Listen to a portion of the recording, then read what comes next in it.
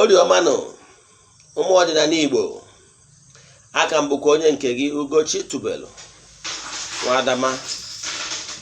Ugochi tubelu Oraifite Nwa Adama anyị na-akpọ alụ. Abịa na mgbede nwa asị m ka ọmaka mere anyị onye chụba anyị nya daa kakaka ya ma jijiji ya ma anyị. Asị m ewebere ugobelu nke si ibe ya ebeda, asị m nkwukwa ya ọmaka ga-emere anyị gboo n'ihu anyị ga-ebute mma, igbo n'azụ anyị ga-ebute mma ise. Ihe ji wee bịara mgbede taata bụ maka ajụjụ mmadụ jụrụ m na mgbede a. Ọ maka ya ka anyị ga-eme vidiyo, akwadoro m maka ime vidiyo, mana ọ na-adị mwute mgbe ịfụrụ ka ndị mmadụ na-eshow natural wickedness which can always hurt the person, because every human being should avoid making himself the enemy of nature or natural laws in creation. Kedu ka mmadụ ga-esi totally heartless? Ka nkọwara one thing. Ọ bụrụgoro na mmadụ chere gị ajọ echiche ma ọ gbaa mgbe ogburu ma ọ planụ ihe ọjọọ ọ ga-eme gị, i wee find out ma ọ bụ na onye ahụ mere ihe dị successful, ịbọ na ọbọ, because ọ bụrụ na entities of powers gị na ha so, ọ bụrụ na ha emerela ahụ ka ị pass through those challenges of life, ka ị experience those things, it will never happen. But what you will do, according to advice nyere onye abụ, gbaa mbọ ka ị align with the entities of powers that follows you. Gbaa mbọ ka ị align with the chi. Gbaa mbọ ka ị align with ndị ichie ebe nne gị na ndị ichie ebe nna gị. Gbaa mbọ ka ị align with arụsị dị n'ikwu nne gị, dị n'ikwu nna gị, ezumezu mmụọ niile so gị, mmụọ niile ndị nna nna ha fere dị na ngwurube nna gị. You need to align with them. Ọ ha nwa bụ ọnụ ga na-ekwuru gị na mmụọ. Mana mgbe ị neglektịrị ha, ị marụ na ọ ga-eme ndị mmadụ chi ibughi agha, external forces, ndị mmadụ chi ịkụwa ọgwụ, example, ndị mmadụ chi ime projection, send on negativity, o ruo gị ahụ ọsịsọ, because ị nwere protection in the spiritual realm. Nwere ọnụ na-ekwuru gị, ị nwere mmadụ, ịnọ ka onye nwere mmadụ. Etu esi asị na ịma mmadụ amaka, etu a ka o si dị ịma mmụọ amaka. Gị na ụmụ mmụọ, ezumezu mmụọ niile so gị dị na mma, nwanne ife ara ebe ife ama eme gị. O nwere ofu akụkọ chọrọ ịkọ ihe mere n'Ọnịcha. O nwere ofu nnukwu big man nwere ike ịkpa afọ ya, mana onye mma one on one. O wee bụrụ na o nwere ka akụkọ si wee kọ, ọ onye na-enyere ndị mmadụ aka. Mfat iji ebe nna ya ụbọchị ọhụrụ ọ batara ụlọ, ị ga-afụ ọtụtụ ndị mmadụ na-abịa afụ ihe etu esi afụ ebe fada taiz nọ n'oche na-afụ ya one after the other, na-akọ mkpa ha, ọ na-enyere ha aka. Ihe eji mmadụ ya n'obodo ya ka m na-agwa gị. Onye njegoro obodo ya rụọ dị ọtụtụ ọrụ kọntrakt. Ịbịa otu obodo, ndị obodo ya na-agwa m na ọnwụ na-enwere ụdị mmadụ ịtọ n'obodo ha ya bụ London. Ọ na-enyere ndị mmadụ aka.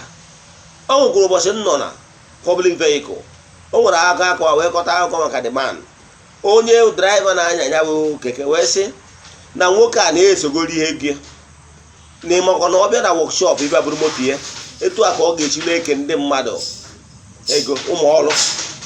Ịmaka na onye a na-ekwuburu moto ya na-abata na main market, ma ndị jọbụ a na-emegheri ụzọ, na-etu ya afa, na-eweliri ya aka elu, maka na ọ maka esi enyere ụmụ ogbenye aka, ọ bụrụ ọgaranya na-asụ ụmụ ogbenye. Ịghọtara ya? Akụkọ wee kọọ na o nwere mgbe a ndị ntọ mmadụ na-ewi n'Ọnịcha. Ụfọdụ ndị mmadụ wee jee ka eje tọrọ nwoke a. Onye ahụ weje ya ripọtụ ahụ, ndị ntọ mmadụ ahụ wee sị ya, onye a ka ị bịara iripọtụ anyị, wee tie ma ntị aka, si anyị ekwutezi n'okwu nwoke a, na nwoke a wee mere ọra ka ọ bụ. Ịfụna ka ọgọ nwoke a merụ si wee na-ese evi ya, etu anwa, maka na ọ na-enyeju ma ụmụ ogbenye. Onye ọbụla gị na ya ebe a na-akọs him, you must benefit. Etu a ka ọ dị gị nwa na-ene m anya, gị nwa, yes. Mgbe ọbụla ị nọ wee na-emekwata entities of power gị na ha so, na-emekwata mmụọ dị be nna gị, na-emekwata ya agaide na njel, na-emekwata mmụọ dị na ngwurube nna gị, their spirit, they will be helping you. Example, onwere ihe ọbụla i nyere nature that nature will never give you multiple fold. Example, i were otu ọka kụọ n'ala, nature will make it possible for that ọka ka ọ multiply ya metara ogbe ọka. Ịghọtara ya? So etu a ka ọ dị na mmụọ, nwere ihe ọbụla i mere mmụọ ama enyeghị ya multiple fold. Onye ka asị givers never lack. Givers never lack abụrụ ọsọ mgbe i nyere mmadụ, nke i nyekwuru mmụọ mgbe i gburu mmụọ anọ, nke bụ eziokwu na mmụọ ga-eme ka sure na o nyere gị ihe in multiple fold. So imechi n'aka gọm, imechi na akpa ata aja uru inye mmụọ ihe na-agba mmụọ anya. O nwere onye bịakwutere m wee na-ekwu na mmadụ mejọrọ ya, kparịa ya ajọ nkata. Ihe abụrụ ihe na-eme na US, na mmadụ kparịa ya ajọ nkata, ka a chụọ ya n'ọrụ wee mejọọ ya n'ụdị dị iche iche maka ihe ọ chọrọ ihe ọbụla a ga-eme ya nwoke ka ọ baa na wee sị na m adịghị alụ ụdị ọrụ ahụ, kama atụrụ m ya nwata nwaanyị na ebe na nwoke a mejọrọ ya alụ. N'ihe ị ga-eme bụ mezie ihe dị n'ụzọ gị. Onye a na-ekwu agbara afa n'isi, ọmọrọ chie, ọmọrọ ndị ichie, ndị mmiri onwere ihe dị n'ụzọ, onwere nke o mere. Ọ dị nnọọ ka entity sọpụwa na-esi ọgbara nkịtị ka e were onye nwa okorobịa wee pịawa ya azụ. Ịghọtara ya? Mana ọ bụrụ na o meduru ihe dị na chi ya, medu ihe dị na ndị ichie na ndị mmụọ niile ezumezu mmụọ niile esi elu, ha ma ekwedu ka nwoke alụọ ya nso, talk less of inweta ihe mgbu o nwetara n'aka ya. Ịghọtara ya? So ihe na-agwa onye ọbụla wo, a sị na stitch in time saves nine.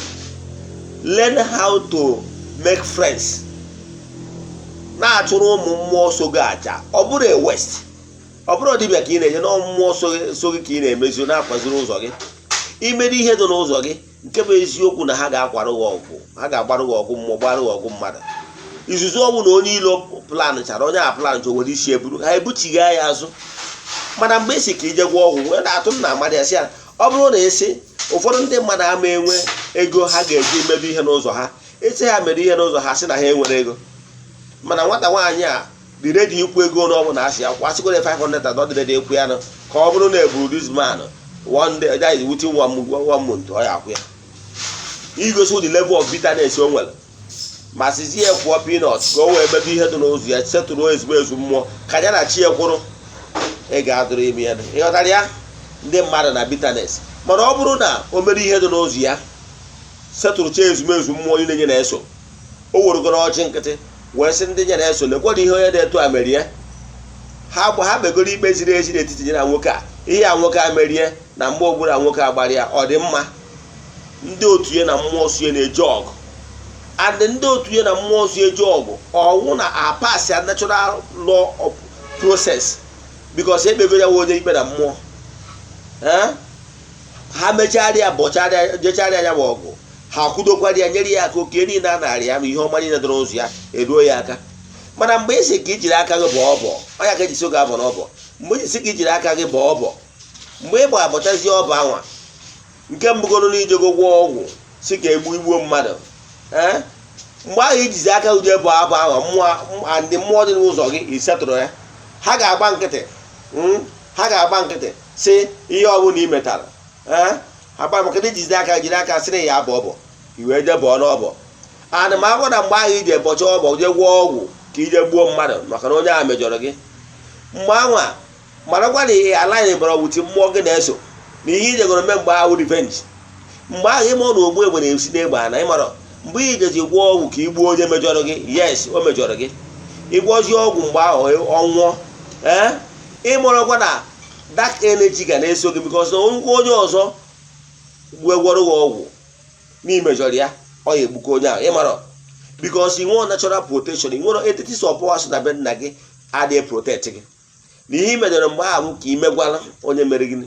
Mana ọ bụrụ na ya iburu ụzọ medo mmụọ niile gị na ha so, jirizie aka gị kọwara ha na o nwere onye mejọrọ gị, ha ga-agbado gị ọgụ. Ịghọtara ya? Mana ọ bụrụ na ị medọrọ ihe dị n'ụzọ gị, gị na entity support ndị gị na-asọbi ụwa, ndị gị na ha ga-anọ wee lụkọ ọrụ, ndị gị na ga-enyere gị aka n'ụwa ịbịala, ọ bụrụ na ha bịara ọba akị gị ọp, ị na-anụ ọgụ n'ihi emewuye, ịnụcha ọgụ ahụ ijeza ụgba maka na mgbe ọbụla ijere sị ka ije mee atak gbuo onye oke mgbe oge ahụ ijego bụrụ onye na-abọ ọbọ dị afọ onwe onye ọbụla imejọrọ onye ahụ bụkwa ọbọ ọ ga-erukwa gị. Ịghọtara ya?